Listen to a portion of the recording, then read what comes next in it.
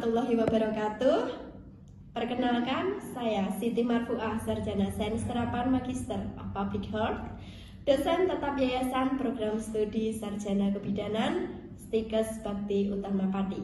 Mohon izin untuk saya menyampaikan pernyataan diri dosen untuk unjuk kerja Tridharma Perguruan Tinggi. Adapun outline pembelajaran yang akan saya sampaikan berdasarkan mata kuliah. Yang pertama adalah nama mata kuliah, beban SKS, deskripsi mata kuliah, capaian pembelajaran, metode pembelajaran, serta evaluasi pembelajaran yang akan saya sampaikan. Mata kuliah yang sesuai dengan bidang keilmuan saya, kebijakan dalam pelayanan kebidanan, di mana mata kuliah ini memiliki kode mata kuliah MKSB 321 dengan jumlah total SKS 3 SKS yang diberikan secara teori. Penempatan berada di semester 4 dengan status mata kuliah sebagai mata kuliah pendukung atau penunjang.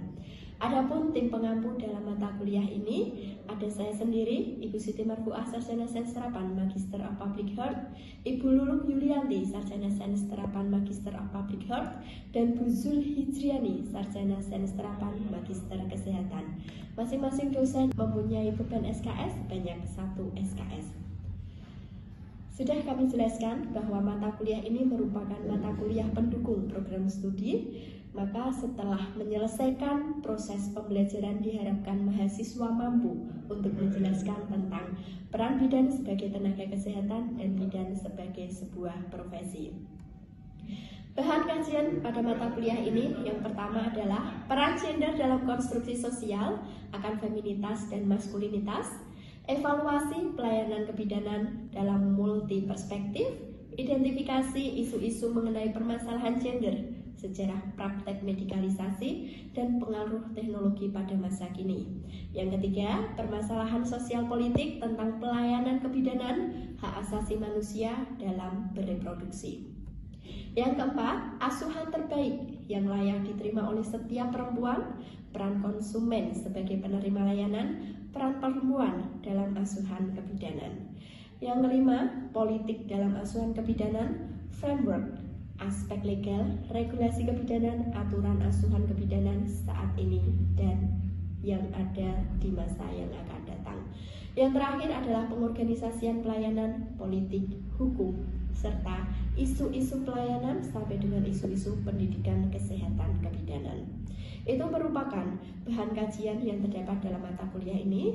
Untuk selanjutnya, capaian pembelajaran mata kuliah. Capaian pembelajaran mata kuliah sesuai dengan kewajiban yang saya ampuh sebanyak 1 SKS, ada 3 capaian pembelajaran mata kuliah. Yang pertama, mahasiswa mampu untuk menjelaskan peran gender dalam konstruksi sosial akan feminitas dan maskulinitas, kekuasaan dan konteks sosial politik atau kebijakan dalam siklus reproduksi. Yang kedua, mahasiswa mampu menjelaskan dan menyimpulkan tentang evaluasi pelayanan kebidanan dalam multi perspektif dan mengidentifikasi. Serta yang ketiga, mahasiswa mampu menjelaskan sejarah praktek medikalisasi, pengaruh teknologi, dan mampu menjelaskan permasalahan sosial politik tentang pelayanan kebidanan. Metode pembelajaran yang digunakan, yang pertama saya menggunakan metode ceramah, kemudian dilanjutkan dengan diskusi, adapun tugas mandiri dan tugas terstruktur, serta kegiatan seminar. Sumber belajar mahasiswa. Adapun sumber belajar yang bisa digunakan mahasiswa, yang pertama meliputi buku, jurnal, internet, dan telah terfasilitasi dengan menggunakan e-library.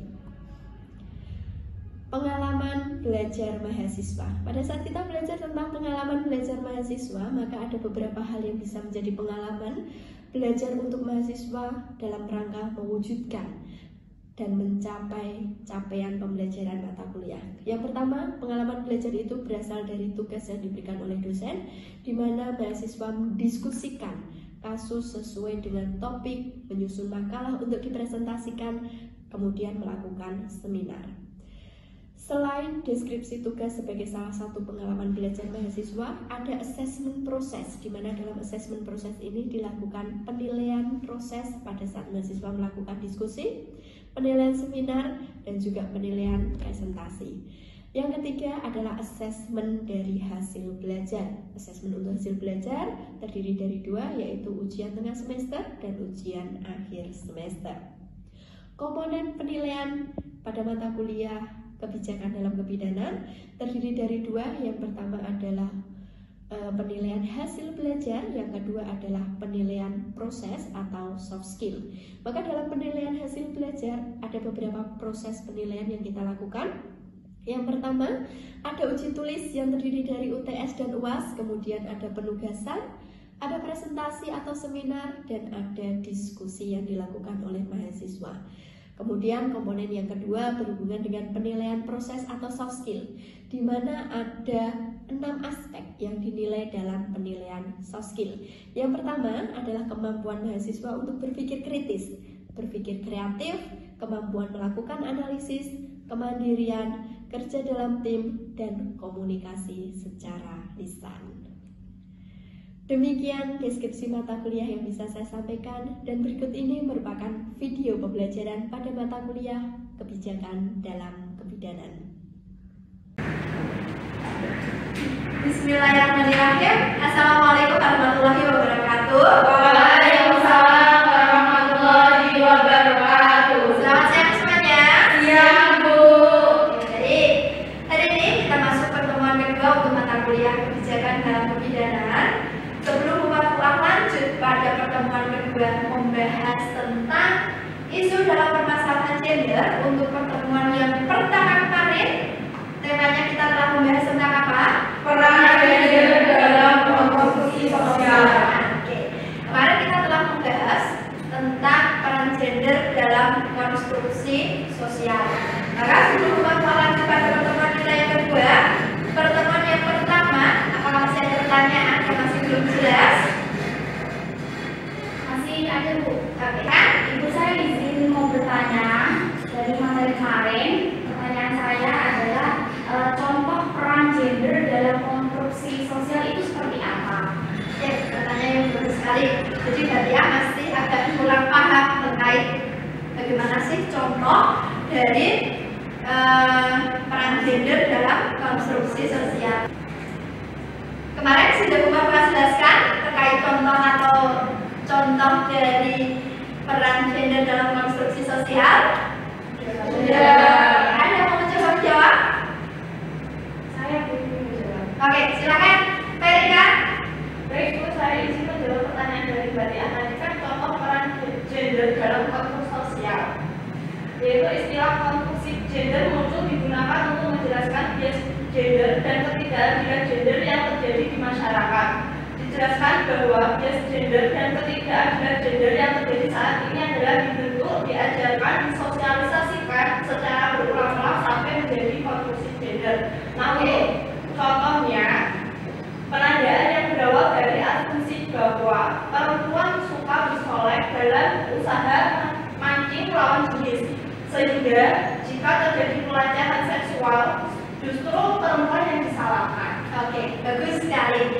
Jadi betul sekali apa yang disampaikan oleh Mbak Verika. Kalau kita berbicara tentang konstruksi sosial, maka itu berhubungan dengan hubungan antara satu manusia dengan manusia yang lain. Maka contoh terkait peran gender dalam konstruksi sosial, kalau kemarin Bapak telah membahas tentang konsep dari feminisme, oke ya. Yang pertama konsep dari feminisme, kemudian dari feminisme itu berkembanglah tentang peran gender dalam konstruksi sosial. Contoh yang diberikan sudah cukup bagus, bahwa adanya pandangan. Kalau kita berbicara tentang pandangan, maka itu berhubungan dengan persepsi dari seseorang. Pandangan dari orang pada saat terjadi pelecehan seksual, perempuan di sini sebagai korban dari pelecehan seksual tersebut. Tetapi dengan adanya persepsi bahwa perempuan itu suka bersolek, perempuan yang dilakukan pelecehan itu secara busana menggunakan busana yang mengundang orang lain untuk melakukan pelecehan, sehingga stigma yang terjadi adalah kesalahan terhadap pelecehan perempuan justru berawal dari perempuan. Itu adalah peran gender dalam konstruksi sosial. Maka apa yang bisa kita lakukan? Maka kita bisa berkontribusi untuk bagaimana membangun konstruksi di dalam masyarakat tentang perspektif-perspektif yang kurang tepat, terutamanya apabila terjadi isu atau permasalahan yang berhubungan dengan ketimpangan gender. Sampai sini bisa dipahami semuanya? Bisa. Berarti ya, bisa dipahami? Bisa. Maka materi kita yang pertama, kita akan lanjutkan pada materi kita yang kedua, yaitu isu dalam permasalahan gender. Kalau kemarin kita membahas tentang konsep dari feminisme, maka hari ini kita akan membahas tentang isu apa saja sih yang berhubungan dengan permasalahan gender. Oke, tujuan dari pembelajaran kita pada siang hari ini yang pertama adalah mahasiswa mampu untuk menjelaskan terkait isu dalam permasalahan gender. Maka kalau berdasarkan capaian pembelajaran, isu dari permasalahan gender kita ada 4, tetapi pada siang hari ini kita akan membahas 2 isu dalam permasalahan gender. Yang akan kita bahas adalah yang pertama masalah pendidikan dan yang kedua adalah masalah ekonomi. Kemudian untuk isu yang selanjutnya yaitu isu tentang sosial dan politik akan kita bahas pada pertemuan berikutnya. Oke, maka diharapkan mahasiswa mampu menjelaskan isu dalam permasalahan gender yang terdiri dari masalah pendidikan, yang kedua adalah masalah ekonomi. Selanjutnya, mahasiswa mampu untuk menjelaskan tentang faktor apa saja yang mempengaruhi terjadinya isu tentang permasalahan gender. Dan yang ketiga, mahasiswa mampu memberikan contoh dari permasalahan gender dalam kehidupan sosial. Sampai sini, ini adalah tujuan pembelajaran yang harus dikuasai atau dipahami oleh mahasiswa. Sudah siap belajar? Siap, Bu. Oke. Baik, ini adalah 4 isu permasalahan perempuan yang berada di Indonesia. Dari 4 isu ini, hari ini kita hanya akan membahas 2 topik. Yang pertama adalah bagaimana permasalahan pendidikan perempuan, dan yang kedua adalah permasalahan terkait ekonomi perempuan. Oke, masalah pendidikan perempuan. Kalau kita berbicara tentang pendidikan perempuan, pertama kali kita berbicara tentang akses pendidikan yang seharusnya menjadi hak dasar yang diterima oleh warga negara Indonesia. Itu pun tertuang di dalam Undang-Undang Dasar kita yang menjamin bahwa pendidikan merupakan hal yang harus ditempuh oleh seluruh warga negara Indonesia. Maka kita akan berbicara terkait satu aksesnya. Dalam akses memperoleh pendidikan, seharusnya itu menjadi hak dasar yang harus diterima oleh setiap warga negara Indonesia. Tidak hanya sebagai sebuah kewajiban, namun juga sebagai langkah agar dapat memperoleh ilmu yang bermanfaat dari masa ke masa. Kemudian akses pendidikan yang mudah tentunya sangat diharapkan oleh warga Indonesia. Jadi yang pertama akan kita bahas adalah bagaimana akses terkait masalah pendidikan bagi perempuan. Oke, kemudian yang kedua kita akan melihat tentang bagaimana perempuan itu masih terbelenggu dalam persepsi sebagai masyarakat bahwa mereka cukup mengurus sebuah rumah tangga dan keluarga, sehingga pendidikan yang tinggi seolah-olah kurang bagi perempuan dan hanya lebih diperuntukkan bagi laki-laki sebagai modal untuk memasuki dunia kerja yang produktif. Ini adalah permasalahan perempuan dalam bidang pendidikan. Yang pertama adalah akses, yang kedua adalah adanya pandangan atau persepsi dari masyarakat atas masih terbelenggunya pendidikan yang ada di Indonesia. Meskipun kalau kita lihat sekarang paradigmanya sudah mulai bergeser ya. Sekarang perempuan juga bisa menempuh pendidikan tinggi, kemudian perempuan juga sudah bisa untuk bagaimana memperoleh pendidikan yang layak. Tetapi masih ada beberapa yang menganggap atau ada persepsi bahwa pendidikan itu masih belum menjadi suatu hal yang penting, terutamanya bagi perempuan. Oke ya, sebelum Bapak lanjut kepada apa sih faktor yang mempengaruhi, ada yang bisa memberikan contoh tentang akses, tentang sebuah persepsi yang berhubungan dengan pendidikan. Ada contoh yang ada di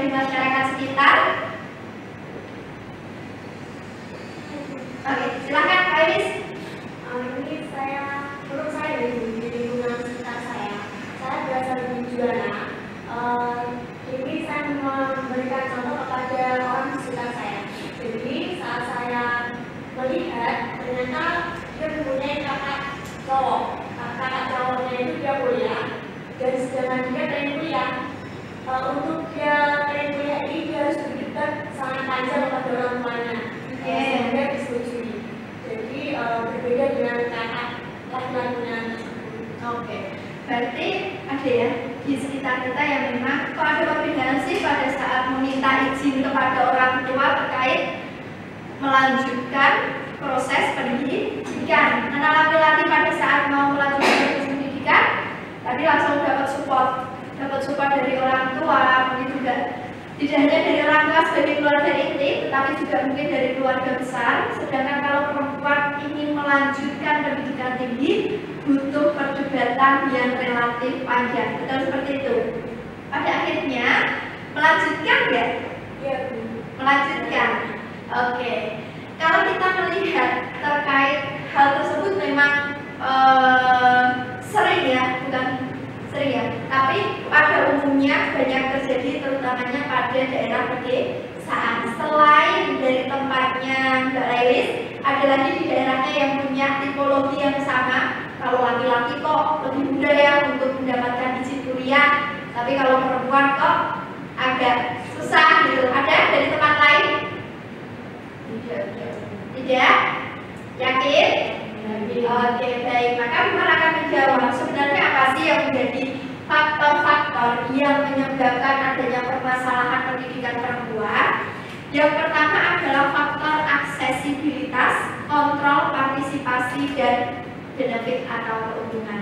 Ini adalah faktor yang mempengaruhi adanya kesenjangan untuk memperoleh pendidikan yang layak antara laki-laki dan perempuan. Oke, yang pertama akan kita bahas terkait akses. Faktor akses di sini dapat dilihat dari penyusunan kurikulum maupun proses pengajaran yang cenderung bias gender. Hal ini dapat dilihat dari buku-buku pelajaran yang mayoritas menggambarkan laki-laki harus bekerja dan perempuan sebagai pengurus rumah tangga. Sehingga dari segi kurikulum yang didesain, kalau di sini kita sampaikan beberapa bahan ajar yang digunakan, identitas yang menunjukkan adanya identiknya. Kalau laki-laki misalnya dalam buku pembelajaran anak SD itu dia lebih menggambarkan kalau laki-laki itu sebagai seorang pekerja. Kemudian sedangkan perempuan misalnya dia bertugas untuk mengurus rumah tangga. Maka dari faktor aksesibilitas itu sendiri memang berpengaruh yang cukup signifikan untuk memberikan statement, untuk memberikan sebuah pandangan, untuk memberikan sebuah perspektif bahwa ya memang kalau bekerja harus laki-laki, sedangkan perempuan pada aspek mengurus rumah tangga. Itu yang berhubungan dengan aksesibilitas.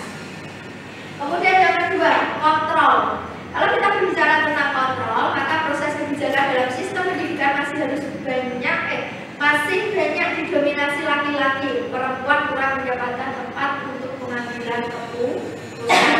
Maka kalau tadi disampaikan kontrol, disampaikan dari kasusnya Mbak Lailis, ya, pada saat proses pengambilan keputusan untuk memutuskan bahwa laki-laki boleh menempuh pendidikan yang lebih tinggi, sedangkan perempuan harus ada diskusi yang panjang. Maka dalam rumah tangga itu juga harus dilihat siapa yang memberikan kontrol atas penentuan sebuah kebijakan. Maka harus ada komunikasi. Kalau misalnya laki-laki yang lebih punya kewenangan, misalnya bapak yang memutuskan untuk sekolah atau tidak sekolah, biasanya bapak atau ibu? Bapak. Waktu Riantika kuliah, bapak sama ibu diskusi? Ya. Oke, berarti harus ada proses diskusi. Ada yang bapaknya yang menentukan mutlak? Karika disuruh kuliah dari bapak atau dari ibu?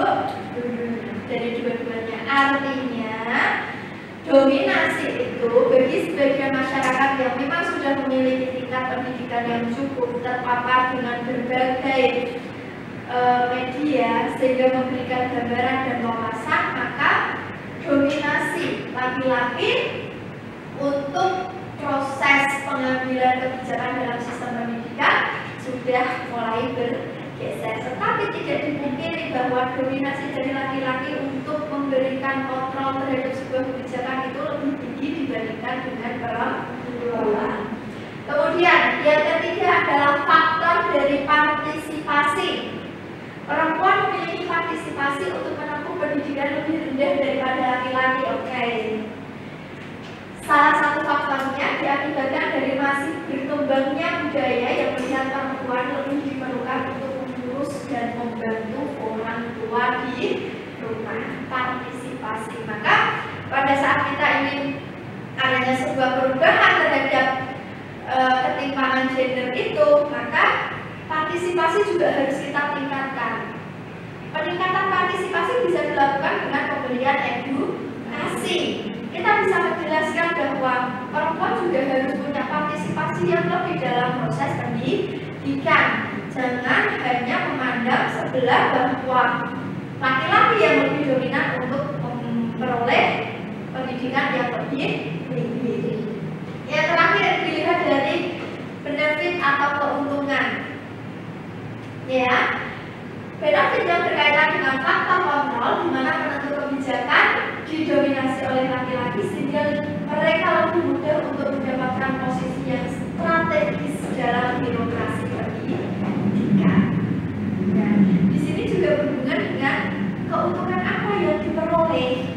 Pada saat kita berbicara keuntungan, karena struktur konstruksi yang terbangun adalah kesempatan itu lebih banyak pada laki-laki, maka di sisi yang lain dengan adanya proporsi laki-laki yang lebih banyak itu memberikan keuntungan kepada laki-laki untuk berkembang, untuk mengembangkan dirinya dalam proses menempuh pendidikan lebih baik.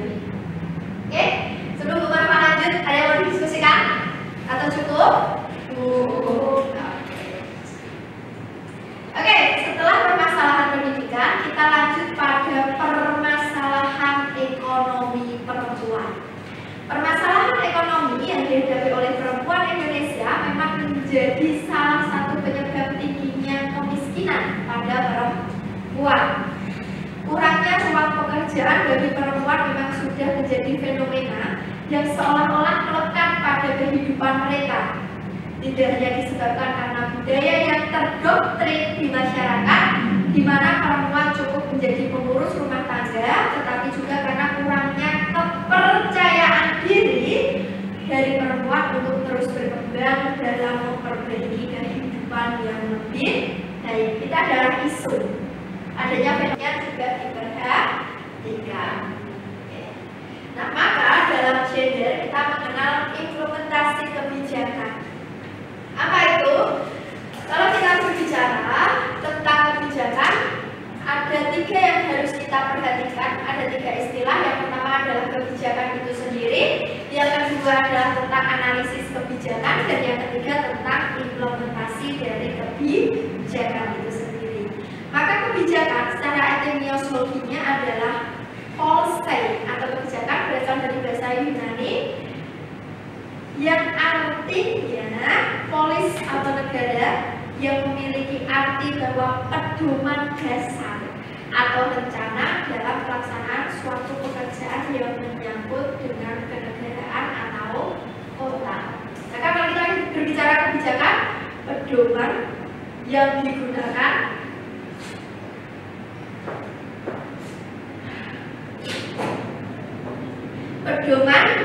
digunakan atau rencana dalam pelaksanaan suatu pekerjaan yang menyangkut tentang kenegaraan. Pedoman harus ada pedoman dulu yang mengatur, harus ada kebijakan dulu yang mengatur tentang bagaimana adanya sebuah kesetaraan pendidikan perempuan dan juga masalah ekonomi pada perempuan. Setelah adanya kebijakan, maka kita mengenal tentang analisis sebuah kebijakan. Apa itu? Sebuah bentuk analisa yang menghasilkan dan menyaji menyajikan berbagai macam informasi yang sedemikian rupa sehingga dapat memberikan landasan dari para pembuat kebijakan untuk membuat keputusan. Ya, ini materi ini Bapak berikan terlebih dahulu sebelum nanti kita lanjut pada pertemuan kita yang ketiga tentang kebijakan publik dan medikalisasi. Gitu ya. Jadi kita kenali dulu istilah-istilah terkait apa itu kebijakan, apa itu analisis kebijakan, dan apa itu implementasi kebijakan. Kalau implementasi adalah sebuah kebijakan untuk mencapai sebuah tujuan perlu diimplementasikan. Maka ada dua pilihan langkah yang ada, yaitu langsung mengimplementasikan atau melalui formulasi kebijakan derivat atau turunan dari kebijakan publik terlebih dahulu, atau istilahnya ada yang namanya uji publik terlebih dahulu sebelum kebijakan tersebut diimplementasikan. Oke, sampai sini ada pertanyaan? Belum. Jadi besok untuk yang pertemuan yang berikutnya kita masih akan membahas tentang dua isu permasalahan yang berhubungan dengan perempuan, yaitu dalam bidang sosial, dan yang kedua adalah dalam bidang politik. Maka pada saat besok melakukan pengkajian terhadap permasalahan isu perempuan dalam bidang sosial dan politik, silakan cari yang berhubungan dengan kebijakannya. Ada kebijakan apa sih tentang politik yang berhubungan dengan perempuan? Bagaimana implementasinya yang berhubungan dengan kebijakan perempuan untuk berpolitik, ya. Jadi materi yang terakhir dari Buman ini mengantarkan kalian besok pada saat belajar tentang isu permasalahan yang ketiga, yaitu sosial dan yang tentang politik. Silakan dilakukan pengkajian terlebih dahulu, membaca terlebih dahulu, kalian melakukan literasi terlebih dahulu terkait kebijakan yang berhubungan dengan permasalahan sosial dan politik yang berhubungan dengan perempuan. Jelas? Ada pertanyaan? Belum. Cukup? Cukup. Kalau cukup maka kita akhiri perkuliahan kita pada siang hari ini. Maka yang bisa kita simpulkan dari perkuliahan kita pada siang hari ini adalah hari ini kita telah membahas tentang permasalahan perempuan dalam bidang pendidikan, yang kedua ekonomi. Pada saat kita berbicara tentang ketimpangan masalah di bidang pendidikan, faktor apa sih yang mempengaruhi adanya kesenjangan di bidang pendidikan? Aksesibilitas, adanya kontrol atau pengambilan keputusan yang lebih didominasi oleh laki-laki. Apalagi yang ketiga, partisipasi, di mana masih adanya partisipasi perempuan untuk ikut serta menempuh pendidikan yang lebih tinggi. Yang terakhir, benefit atau keuntungan. Ya, cukup perkuliahan kita pada sore hari ini. Terima kasih. Maka telah akhiri kuliah kita pada sore hari ini. Selamat sore semuanya. Assalamualaikum warahmatullahi wabarakatuh.